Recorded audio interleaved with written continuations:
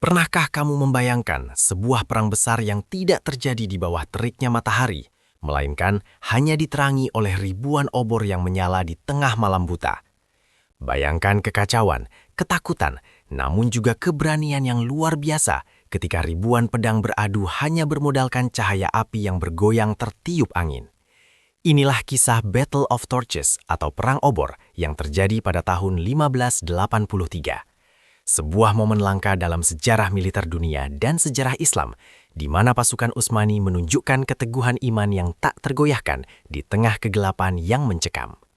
Bersiaplah untuk menelusuri kembali jejak sejarah yang penuh darah dan api ini. Untuk memahami kedalaman peristiwa ini, kita harus mundur ke akhir abad ke-16. Saat itu, dunia Islam sedang terbelah oleh konflik berkepanjangan antara dua kekuatan raksasa, Kekaisaran Utsmani yang Sunni dan Kekaisaran Safawiyah dari Persia yang Syiah. Perang ini bukan sekedar perebutan wilayah, melainkan pertarungan ideologi dan hegemoni di kawasan Kaukasus. Tahun 1583 menjadi titik didih baru. Di bawah kepemimpinan Ozdemirolu Osman Pasha, pasukan Utsmani bergerak jauh ke wilayah yang asing dan bermusuhan, bertekad untuk mempertahankan kendali atas wilayah Shirvan dan Dagestan yang strategis namun penuh bahaya. Medan pertempuran kali ini bukanlah padang pasir terbuka yang biasa mereka hadapi, melainkan wilayah pegunungan Kaukasus yang curam dan tak kenal ampun. Angin dingin menusuk tulang, dan kontur tanah yang berbukit-bukit menyulitkan pergerakan artileri berat. Namun, Ozdemirolu Osman Pasha, sang komandan yang cerdik dan berpengalaman, tidak gentar. Ia tahu bahwa musuh mereka, pasukan Safawiyah di bawah pimpinan Imam Kulik Khan, memiliki jumlah yang sangat besar dan penguasaan medan yang lebih baik.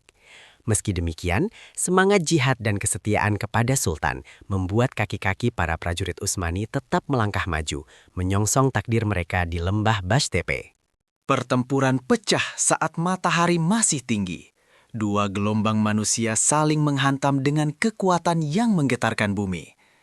Denting daja, derap kuda, dan teriakan para prajurit memenuhi udara, menciptakan simfoni kematian yang mengerikan. Pasukan Safawiyah menyerang dengan gelombang demi gelombang, mencoba mematahkan formasi pertahanan Utsmani. Namun barisan Janisari dan kavaleri Sipahi Utsmani berdiri kokoh, laksana tembok besi. Pertarungan berlangsung sengit sepanjang hari, tanpa ada satu pihak pun yang mau mengalah atau mundur barang selangkah pun. Seolah-olah nyawa mereka tidak lagi berharga dibandingkan kemenangan.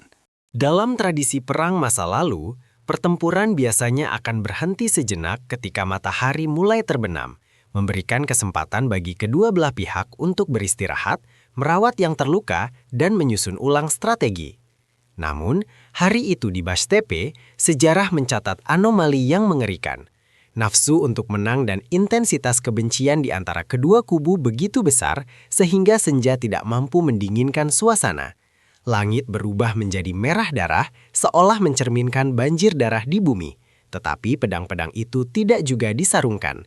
Kegilaan perang ini terus berlanjut, menabrak batas kewajaran fisik dan mental manusia. Ketika cahaya terakhir lenyap di telan ufuk, kegelapan total menyelimuti medan perang.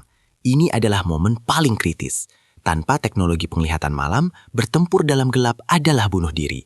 Kawan bisa terbunuh oleh pedang kawan sendiri, dan formasi tempur bisa hancur dalam sekejap karena kebingungan. Secara logika militer, ini adalah saatnya untuk mundur. Namun pasukan Utsmani tidak memilih opsi itu. Di tengah kebutaan visual ini, mereka mengandalkan pendengaran dan insting, serta keyakinan bahwa Allah bersama mereka.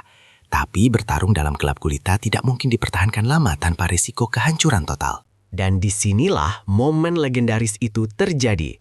Alih-alih mundur ke tenda-tenda mereka, kedua belah pihak melakukan sesuatu yang belum pernah terjadi dalam skala sebesar ini. Ribuan obor dinyalakan secara serentak.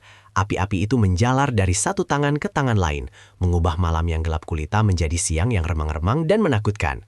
Inilah asal mula nama Battle of Torches. Keputusan ini mengubah medan perang menjadi panggung teater raksasa yang diterangi api, di mana bayangan menari-nari secara liar, menciptakan ilusi visual yang bisa menipu mata yang paling tajam sekalipun. Pemandangan malam itu dilukiskan oleh para sejarawan sebagai sesuatu yang indah namun mengerikan. Cahaya api yang berkedip-kedip memantul pada ribuan baju zirah besi, menciptakan lautan kilauan yang menyilaukan. Setiap ayunan pedang terlihat seperti kilatan petir di tengah malam. Namun, cahaya obor juga menciptakan bayangan panjang yang membingungkan. Prajurit harus ekstra waspada, membedakan antara musuh nyata dan bayangan yang menipu. Disinilah letak ujian mental yang sesungguhnya. Bertarung tidak hanya melawan fisik musuh, tetapi juga melawan teror psikologis yang dihadirkan oleh suasana malam yang mencekam. Pemandangan malam itu dilukiskan oleh para sejarawan sebagai sesuatu yang indah namun mengerikan. Cahaya api yang berkedip-kedip memantul pada ribuan baju zirah besi, menciptakan lautan kilauan yang menyilaukan. Setiap ayunan pedang terlihat seperti kilatan petir di tengah malam. Namun, cahaya obor juga menciptakan bayangan panjang yang membingungkan. Prajurit harus ekstra waspada, membedakan antara musuh nyata dan bayangan yang menipu. Disinilah letak ujian mental yang sesungguhnya.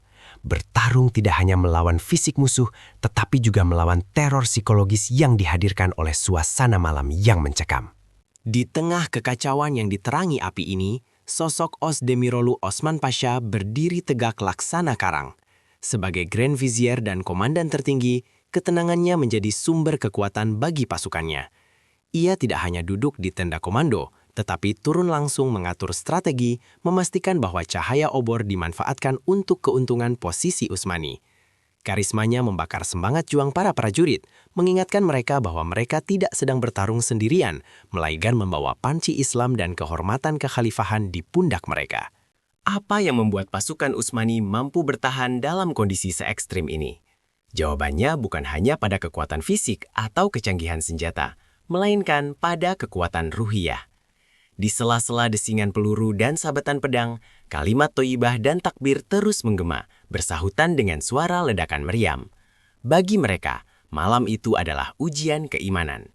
Cahaya obor hanyalah sarana, namun cahaya iman di dalam dada mereka lah yang menuntun arah pedang.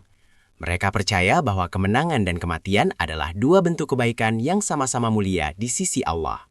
Titik balik pertempuran mulai terlihat ketika sekutu Utsmani, kavaleri Tatar Crimea, melancarkan manuver mematikan.